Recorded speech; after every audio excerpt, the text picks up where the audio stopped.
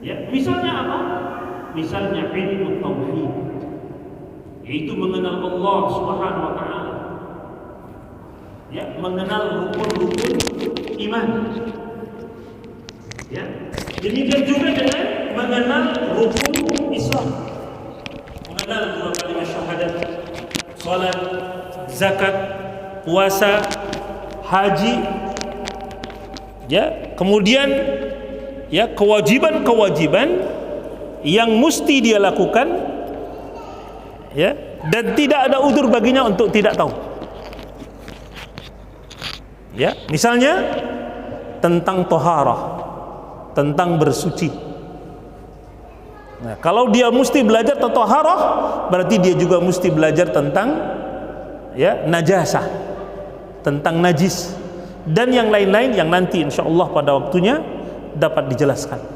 Jadi ini hukumnya wajib bila udrin. Setiap orang wajib tahu mengenal Rabbnya Allah Tabaraka Ta'ala, mengenal para malaikatnya, mengenal kitab-kitab sucinya, ya, dan Al-Quranul Karim sebagai kitab akhir, ya, kitab yang merupakan hudan, petunjuk, ya, bagi orang-orang yang bertakwa, ya, kitab yang merupakan pedoman, ya, bagi kaum muslimin yang tidak ada udzur baginya untuk dia lari darinya.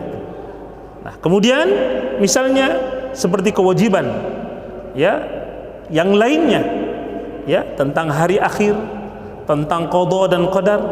Nah, kemudian tentang rukun Islam setelah syahadatain, tentang salat. Tidak ada seorang pun yang udzur boleh tidak salat, yang artinya dia punya kewajiban untuk menuntut ilmu tentang salat. Kalau dia punya kewajiban menuntut ilmu tentang salat, berarti dia punya kewajiban untuk menuntut perkara-perkara yang berhubungan dengan salat. Misalnya tentang syarat-syarat dari sahnya salat, tentang rukun-rukun salat, tentang wajib-wajib salat, tentang sunnah-sunnahnya salat, tentang yang dibolehkan, yang dimakruhkan, yang membatalkan saat salat. Jadi ketika belajar salat banyak sekali perkara-perkara yang mengiringinya. Nah, demikian juga dengan syariat. Kalau dia misalnya sudah menanjak dewasa dan sebagainya, ya, wajib menuntut ilmu tentang apa? Birrul walidain, ya, tentang akhlak, ya. Nah, kalau dia nanti sudah menikah, wajib baginya untuk mempelajari ilmu tentang pernikahan dan hal-hal yang mengiringi pernikahan. Apa kewajiban suami, apa kewajiban istri, bagaimana mendidik anak, apa kewajiban anak, birrul walidain tadi, dan begitu seterusnya.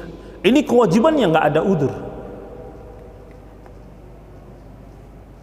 Nah, ini yang pertama, ya, menuntut ilmu syar'i hukumnya fardu ain. Nah, yang kedua, menuntut ilmu syar'i hukumnya fardu kifayah. Nah, dikatakan fardu kifayah, ya, maknanya menjadi satu kewajiban untuk segolongan, sehingga gugurlah segolongan yang lain. Kenapa demikian? Ya, karena pelaksanaan untuk hukum-hukum, ya, amalan-amalan, ibadah-ibadah yang dihukumi dengan fardu kifayah cukup dilakukan oleh sebagian kaum muslimin, maka sebagian kaum muslimin sudah, ya, gugur hukumnya. Karena tidak mesti semua orang mesti jadi itu. Misalnya apa? Misalnya, ya, mempelajari tentang hukum waris, ya, hukum waris, ya, mempelajari tentang pelaksanaan fardu kifayah, ya. Nah, kemudian menjadi muadzin. Nih, kalau wajib, kalau fardu ain adzan ini berarti semuanya harus adzan nih. Cukup satu orang saja, ya, satu orang saja, ya. Nah, demikian juga dengan imam, satu orang saja imamnya. Boleh enggak dua orang imamnya maju nih? Enggak boleh. Tapi sholat 5 waktu wajib enggak semuanya? Wajib. Ada uzurnya? Tidak ada. Ya, tidak ada uzur untuk boleh tidak sholat. Jadi kalau udah nggak bisa sholat, ya disolati kan. Tidak bisa berdiri, boleh duduk. Tidak bisa duduk, boleh berbaring, boleh dengan isyarat. Kalau sudah tidak bisa lagi sholat, ya dinanti kapan dia saatnya untuk disolatin. Ya, nah ini contoh ya, termasuk juga yang berkaitan dengan hak-hak. Misalnya menjadi hakim, qadhi. Tidak semua orang, ya, tidak semua orang, termasuk mempelajari imamah misalnya, tidak semua orang, karena nanti yang bakal menjadi pemimpin juga satu, ya, tidak semua orang jadi pemimpin, ya, tidak semua orang jadi hakim. Nah, jadi kalau ada sebagian orang yang mempelajarinya, kemudian mereka mengamalkannya untuk semua, maka gugurlah hukum bagi sebagian kaum muslimin yang lain.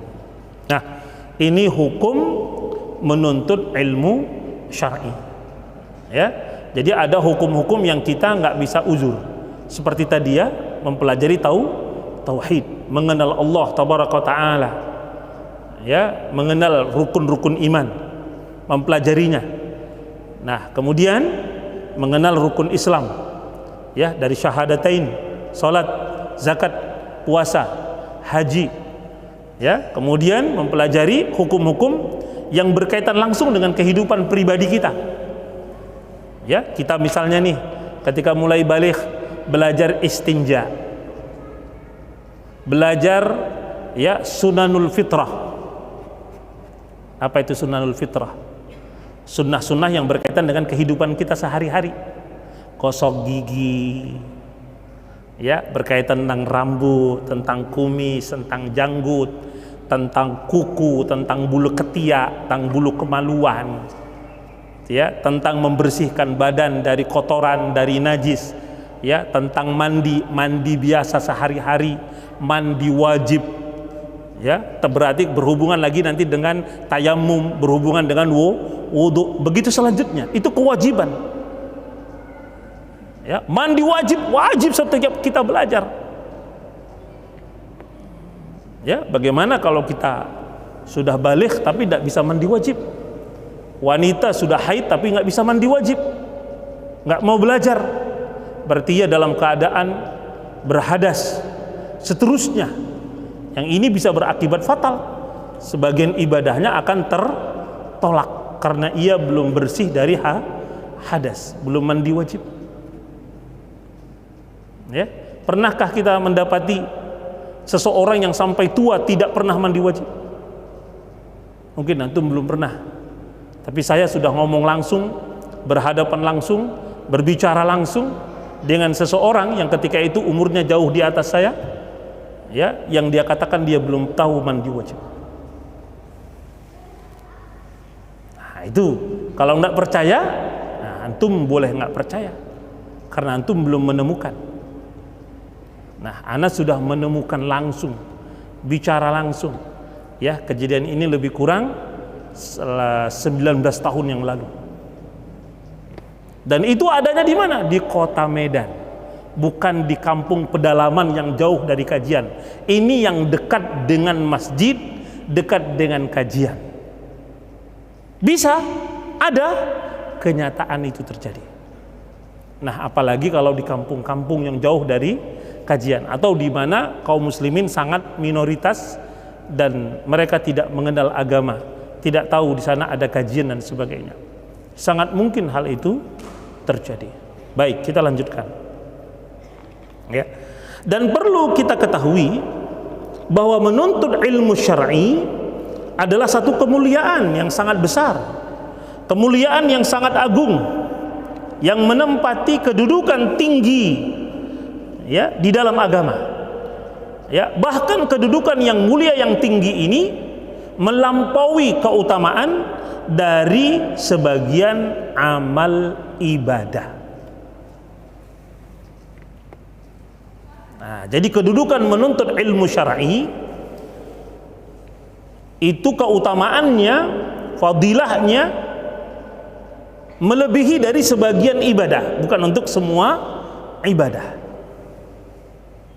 Ya, Nah, diantaranya ya, diantara dari kemuliaan dan keagungan dari menuntut ilmu syar'i, bahwa menuntut ilmu syar'i akan menjadi sebab, yaitu memudahkan jalan menuju surga. Jadi bagi siapa yang menginginkan, muslim dan muslimah ingin masuk surga dengan mudah, maka jalan kemudahan itu adalah dengan menuntut ilmu syar'i. Apa dalilnya?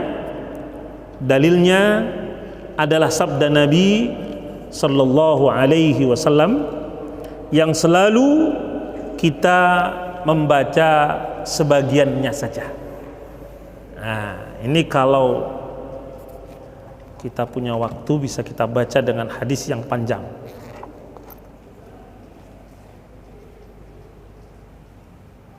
Jam berapa azan? Hah? Yang mana yang benar? Iya. Azannya jam berapa? 2 menit cukup untuk membacakannya. Nanti kita lihat ya, yang mana yang sering kita dengar. Bahwasanya Rasulullah Shallallahu Alaihi Wasallam bersabda, "Man naffasa an mu'minin kurbatan min kurabid dunya, naffasallahu anhu kurbatan min kurabi yaumil qiyamah. Wa man yassara ala mu'sirin, yassarallahu alaihi fid dunya wal akhirah. Wa man satara musliman, satarallahu fid dunya wal akhirah. Wallahu fi aunil abdi, ma kana al abdu fi auni akhihi.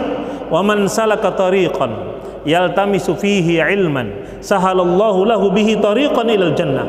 Wa majtama'a qaumun fi baitin min buyutillah yatluna kitaballah wa yatadarasunahu bainahum illa nazalat alaihimus sakinah wa ghasyiyatuhumur rahmah wa khuffathumul malaikah wa dzakarallahu fi man 'indah wa man batta'a bihi 'amaluhu lam yusri' bihi nasabuhu."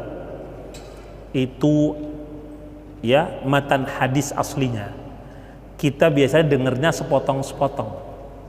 Tentu yang sering kita dengar ya, man salaka tariqan yaltamisu fihi ilman sahalallahu lahu bihi tariqan ilal jannah. Nah, ini sering kita dengar.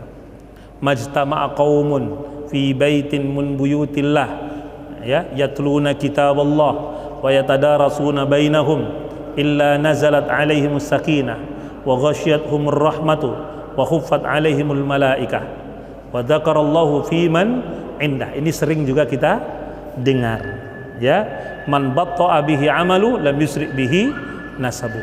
Sampai sini saja, insyaallah ba'da shalah kita sambung, nanti akan kita bacakan arti dan selanjutnya. Demikian, assalamualaikum warahmatullahi wabarakatuh.